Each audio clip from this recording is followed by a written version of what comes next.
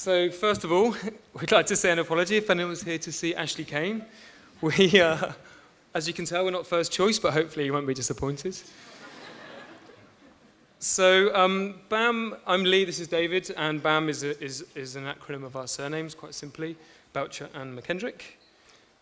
Also in Glasgow, B.A.M means something quite different, so be careful how you use it. In the spirit of our semi-lo-fi timescale here, we were asked to talk a little bit about ourselves for a couple of minutes before we blast into the project that we're going to talk about tonight, which is the white cube. So our rather primitive graphics demonstrate just how much notice we had to put this together. We won't dwell too much on it because I think it kind of speaks for itself. Firstly, that it's a really long timeline and I'm getting really old.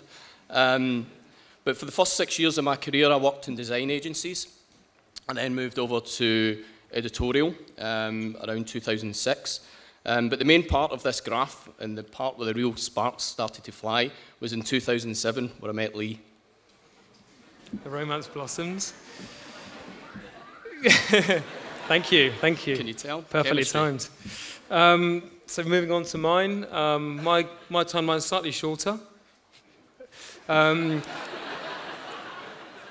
I went straight, unlike David, I didn't work in design agencies, I went straight into editorial, mainly being a huge fan of the Face magazine where I got my first job. After that, I freelanced quite a bit on certain biennials and then took a full-time position at Wallpaper, where I met this man. And I worked my way up to art director at Wallpaper until I left in 2014 to set up B.A.M. So together as a company, this is our first website. It's very technical, but we were very conscious when we started that we had both had separate careers, and as a design studio kind of forming after 10 to 12 years experience of us both, we thought that it was important that when we actually showed what we did as a company, that we showed the work that we had actually done as a company and not work that we had done separately. So I say this was our first website. We had this for 4 years, so we actually only changed it about 6 months ago after getting asked if we can take away people's old cars. So, as Lee mentioned, I think it's quite important for us to tell you that we work in projects that we really enjoy. Even though we've been designers I've been designer for much longer than Lee, as demonstrated by the timeline, that we work in projects that we're interested in. We're a studio that works across art, design, music, fashion, and architecture. You've seen some of our design projects there. I think it's also important at this stage, we call ourselves a design and art direction studio, predominantly because we do a lot of art direction. We do a lot of commissioning photography, a lot of commissioning illustration, commissioning video. So that's quite a big part of our studio. We're not just graphic designers. The project that we're here to talk about today is our most recent one, and also the last thing in the server, giving me 24 hours to pull this together. So we're going to talk about that today. We're going to be quite brief about it. We're going to show a few ins and outs of it, but fundamentally we're going to show you the process. Early on, we made some quite radical decisions, which was with the logo. So we're going to show you the old logo, which is this, and then the new logo. As you can see, we made some quite radical decisions. We sent the invoice straight after this, and it promptly got rejected. But I think what we're trying to demonstrate here is that the logo really wasn't the problem with the identity. We got asked to pitch for this, and we very quickly worked out what was wrong, and Lee's going to explain what was wrong. So, as David said, we were asked to pitch for this project, and it was quite clear from the beginning that White Cube had an identity that was primarily based and developed for print, and over kind of a course of around 5 years, it developed into a company that communicated primarily digitally through invitations and newsletters and as it being a commercial gallery, all of the work they did on that side of things. And I think what we noticed first of all was that for the pitch, they sent us a few parts of the project, one of which was a digital invitation. And what we noticed was that a lot of information wasn't actually needed. And what we did before we could start thinking about design or thinking about how we approached this aesthetically, we wanted to look at the communication and how we could strip out everything that wasn't necessary. The slide on the left shows the previous identity, and you can see that the information that maybe if you were sent something printed that you might have a bit more time to digest, but digitally it just needed to be a little bit sharper and a bit quicker and a bit faster in how it communicated what you were being invited to. So we kind of stripped back a lot of the kind of the graphics to the key bits of information, and digitally I think that if you're being sent something before you quickly swipe to the next email or you move on to something else, I think we wanted to be really clear in our communication. And I think that having a background in editorial design was quite pivotal in that, because it really taught us about how to edit information and how to kind of be concise in what we're doing. So we wanted to really make sure that how you received the invitation was really clear, what you're being invited to, when it is and where it is. It sounds simple, but the key to this as well was making sure that everything was linked, so everything could link out to maps, everything could link out to calendars, everything could link out to artist pages on the site. So it was a real fundamental from the beginning that it had to work digitally, and that was a big part of the challenge. And here's some moving shit. No, we need the moving shit, yeah? Sorry. Double tap, no tap, one tap. Back. Here we go. The moving shit. We've actually just did a talk in Chelsea, and some guy in the front row literally fell asleep and almost headbutted the floor. So we're moving on to the moving shit really quickly just to keep you awake. Now hopefully this can demonstrate and show you is that still going? Yeah, still going. What we're trying to do with this identity. The first kind of decision we made about the grid was that the grid couldn't be designed for print. The grid had to be so fluid that it was for any format.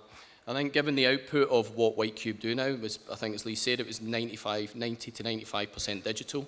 So there was no point in applying a grid where a logo sat that was based on a paper size. It had to be completely fluid. And I think we'd kind of show you here exactly how it works. So we'll show kind of the skeleton of pages, if you like. So essentially that looks like a piece of piss simple page to lay out, but there is some fundamentals behind it, which hopefully that demonstrates. And I think as well with it is that we wanted to, if anyone's ever been to the White Cube space, it's a very pure space, it's a very architectural space, and it's a beautiful space. And I think design-wise we wanted it to be something that was about the elements that are there and how they spatially relate to each other, rather than being about adding graphics to hold all this information they didn't need. So the key thing, once we stripped the information out, was doing something simple, and the identity was based around the relationship between the logo, between text and image, and it was that simple. It's fucking boiling up here. I'm going to go a layer every minute. Don't worry, we're over in 2 minutes, it's fine. So, so to demonstrate again, another skeleton of a page, if you like, to show a very simple design, takes quite a bit of work on it. So there was kind of 3 core factors that we based the whole identity around. So the grid being the first one.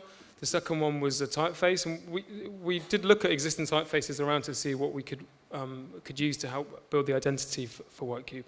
And we found that we needed something that, as it had to work across so many things, from vinyl in the gallery to a small caption on a phone and everything in between, that we needed something quite robust and something quite versatile.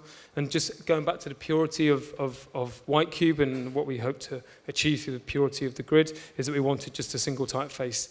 And this was something that we worked with alongside Yasin Bagger of Fat Type. And it was a typeface called Bowsight. It's a high contrast sans serif, but it came in multiple kind of weights of contrast, so that you could use it for fine detail, and you could use it for large, elegant graphics. One of the places that it was used a lot was quite traditionally, but in the invitations that were sent out. So these were print invitations. So the very small amounts of print that they do have, it's all kind of letterpressed and sent out to their clients for their shows.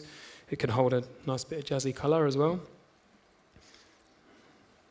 On the note of colour, I think it's quite important to recognise that the White Cube's been around for 25 years, and they've never had any colour. I think the name kind of says it all. So they function with an identity that worked purely in black and white. And partly as a pure challenge, we tried to introduce them to some colour, which I'm sure you can imagine wasn't the easiest thing in the whole wide world. But we suddenly demonstrated to them the output of their stuff. This is 4 invites that went out in 1 week into people's inboxes. And they suddenly recognised the need for colour, the use for colour, albeit very subtle. I've got a name for that colour palette that I can't say up here, but yeah. So suddenly they realised they needed a nice colour palette. It's not rocket science. That was the three core fundamentals that we felt, and I think just touching on what David was saying with the color, it was just about, especially across social media and across a lot of the digital invitations, it's just showing a point of difference. It was showing a point of difference if these things are popping up in your invoice, you're not think you're being sent reminders, and you're aware of the fact they're different things. So that was the three core values of how we built the identity. So it's all very loose. And then as we start to go through here, we have a series of photos which show the identity working throughout different parts of Whitecube. So from the exhibition vinyl in the reception, with the receptionist head just there, the digital newsletters, the exhibition text from when you go to the gallery, and it provides information about the show, which we developed into an A3 fold-out holding the information and all the specifics about the artwork. As it's a commercial gallery, there was a large need for a lot of work to be done behind closed doors that's not seen to the public in the gallery, and this is in the form of many presentations that they do, so this was a big part of the project as well. Social media, again, when we worked on the colour palette, stationery, and down to shop signage, so we can kind of, we really felt like this is all these areas are where the whole identity came together. And there's a bit of an overview before. So hopefully you get the idea about why we didn't change the logo. We weren't just being lazy. What we tried to demonstrate there is that the fundamental flaws of this, or where the Whitecube was at in their identity, was not actually the logo. And we really believe of not breaking things or not changing things if they aren't already broken. So that was really core to us, and it felt really an honest approach to that.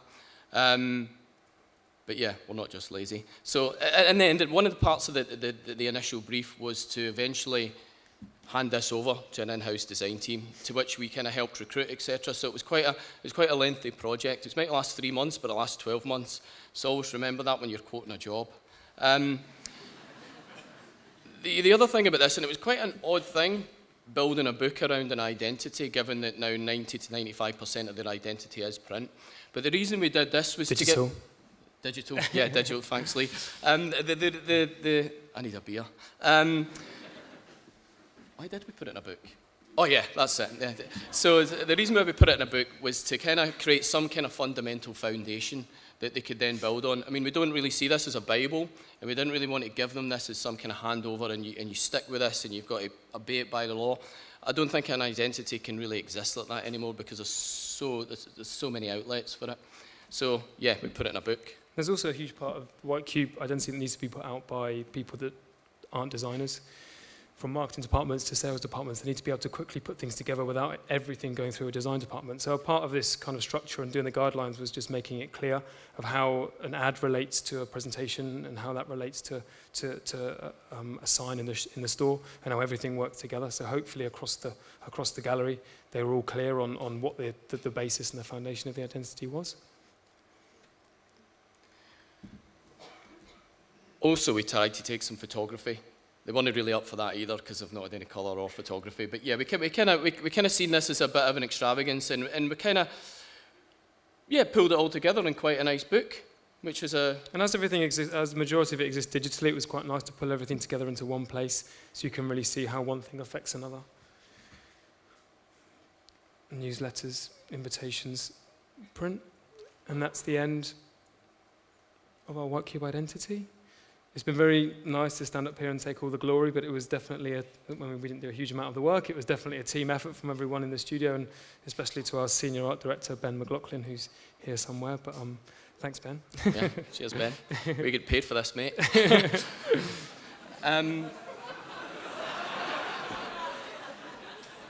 Also, we are on the internet at the moment. We have a website, which went up around 6 months ago, which is a huge thing for us. We're at bamlondon.com. We're also on the Instagram. We are at Bamstagram, so follow us if you want to see some exciting work. Thank you for having us. Thank you for having us.